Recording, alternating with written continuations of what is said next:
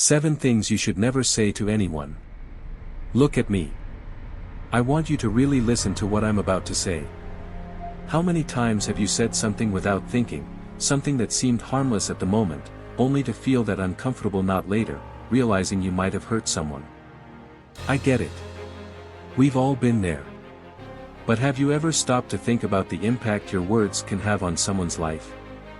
The Bible says in Ephesians 4 verse 29, "Do not let any unwholesome talk come out of your mouths, but only what is helpful for building others up according to their needs." Think about that for a moment. Are your words building others up or tearing them down? Are they inspiring or discouraging? Today, I want to talk to you about 7 common phrases that may seem harmless but have the potential to hurt, disrespect, or diminish someone. But here's the catch, the most important part comes at the end. What I share in the last point could completely transform how you communicate and how you see others. So, stay with me. I promise that each word ahead will make you rethink not only what you say but how you say it. As it says in Proverbs 15 verse 1, "A gentle answer turns away wrath, but a harsh word stirs up anger." Let's explore this together. What's at the end might just surprise you. 1. Why can't you be more like, insert name? Let's be honest. Sometimes, you think you're encouraging someone to improve, but let me tell you this, comparison never helps. Ever. When you look at someone and say, "Why can't you be more like so-and-so," do you know what they hear deep down? They hear, "You're not enough." And that hurts.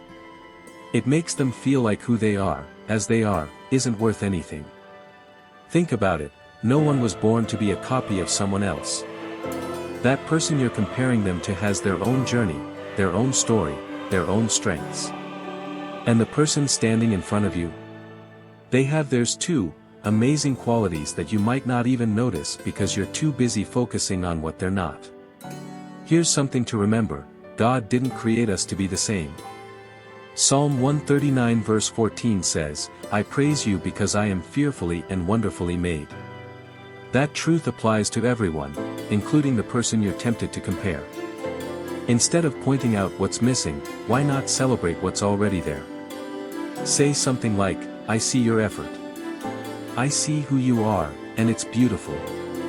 Because at the end of the day, the person in front of you doesn't need someone to highlight what they lack. They need someone to recognize what they already have. 2. You're overreacting. Let me ask you this, when was the last time you were sad or frustrated, and someone said to you, "Oh, you're overreacting"? How did that make you feel? I bet it didn't help. Because when we're vulnerable, the last thing we need is someone dismissing our feelings. The truth is, everyone experiences things differently. What seems small to you might be overwhelming for someone else.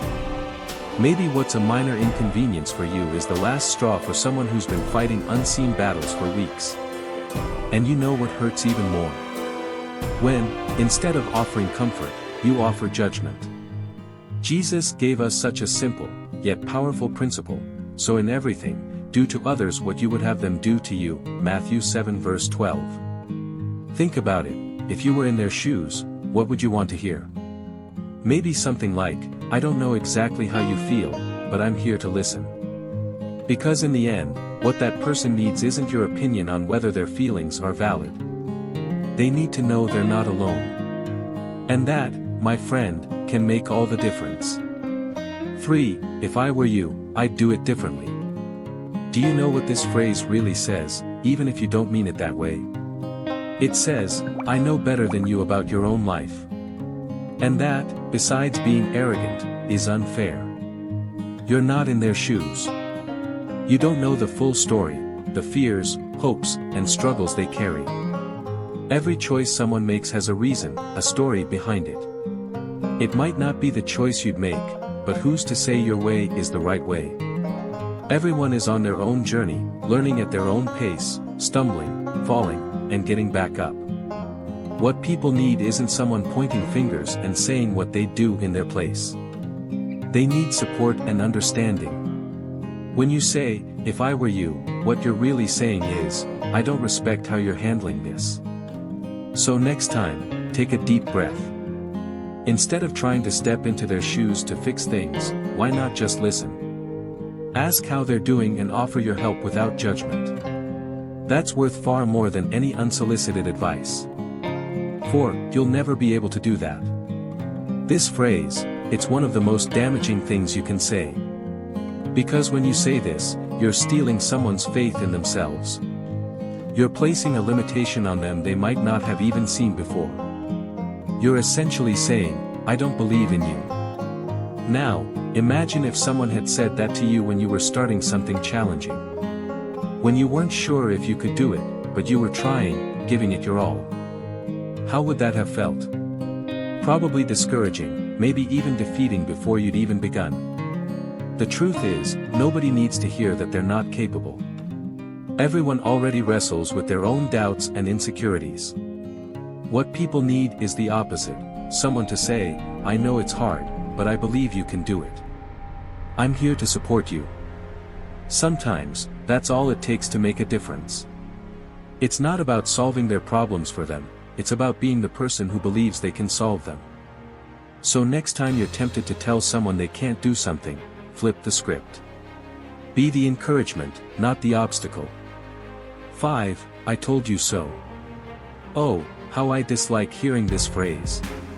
Of all the things you could say to someone facing failure or the consequences of a tough decision, I told you so, is probably the least helpful and the most cruel. Think about it, that person is already going through a rough time. They might feel defeated, frustrated, or even regretful. And then you show up, not to help, not to support, but to rub salt in the wound. When we say, I told you so, we're really making it about ourselves. We're saying, I was right and you were wrong. But this isn't the time to prove a point. When someone is vulnerable, they need understanding, not a reminder of their mistake. Besides, nobody learns through humiliation. We grow when we feel supported, when we have space to reflect and improve without the fear of being judged.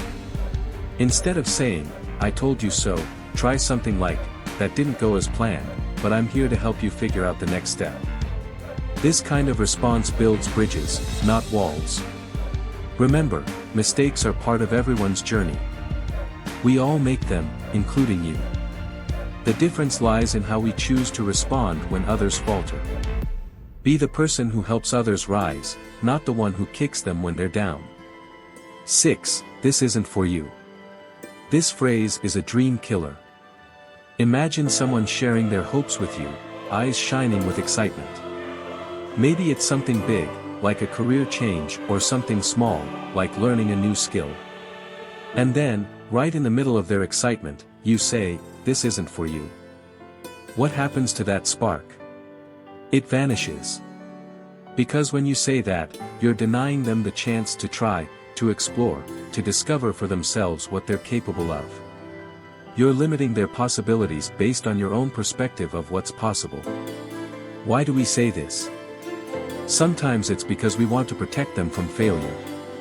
Other times, it's because we project our own fears and insecurities onto them. But here's the truth, no one gets to decide what's possible for someone else. Only they can determine that. When we say, this isn't for you, we take away their opportunity to dream, to fail, to learn, and to grow. Instead, we can choose to encourage. We can say, if this is something you want, I'm here to support you. It's not about being right or predicting the future. It's about giving people the space to be who they are, to challenge themselves, and to try something new. Because, in the end, even if they don't succeed, the fact that they had the courage to try is a victory in itself. 7. You shouldn't feel that way. Listen closely. When someone is vulnerable, grappling with pain, sadness, or even joy you don't understand, telling them, you shouldn't feel that way, invalidates one of the most human parts of them, their emotions. It's like saying their experience isn't real or doesn't matter. But who are we to dictate how someone else should feel? The truth is, feelings don't ask for permission to exist. They just happen.